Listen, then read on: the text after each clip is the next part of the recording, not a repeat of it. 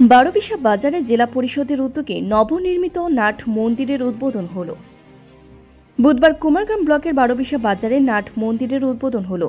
এদিন দুপুরে ফিতে কেটে মন্দিরের উদ্বোধন করেন জেলা পরিষদের প্রাক্তন সভাধিপতি শিলা সরকার। জানা গিয়েছে, আলিপুরদুয়ার জেলা পরিষদের উদ্যোগে 21 লাখ টাকা ব্যয়ে ওই নাট মন্দিরটি তৈরি করা হয়েছে। 2021 থেকে 2022 আর্থিক বর্ষে সেটির নির্মাণ কাজ শুরু হয়।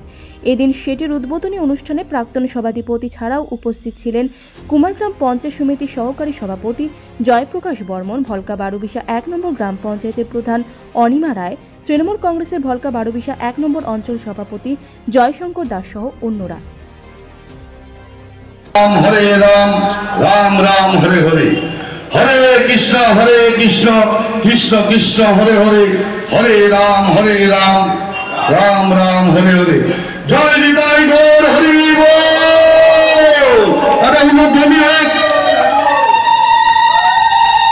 আচ্ছা, এখন ট্রেনটা নিয়ে আসো, ট্রেন কই? এখন বারোবিশা বাজারে নাট মন্দিরের শুভ উদ্বোধন হতে চলেছে। ফিতা কেটে শুভ উদ্বোধন করছেন আমাদের সকলের প্রিয় সম্মানীয় মাননীয় শিলা দাস সরকার মহাশয়। করতালি হবে করতাল। হরে কৃষ্ণ কৃষ্ণ কৃষ্ণ হরে হরে, হরে রাম রাম রাম হরে হরে। সবাই একটা প্রদক্ষিণ করো, একটু ঘুরে প্রদীপটা রবি প্রদীপ ধরো। হরে হরে হরে কৃষ্ণ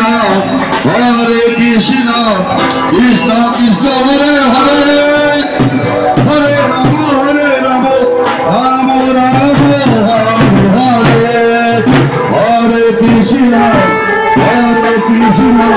কৃষ্ণ কৃষ্ণ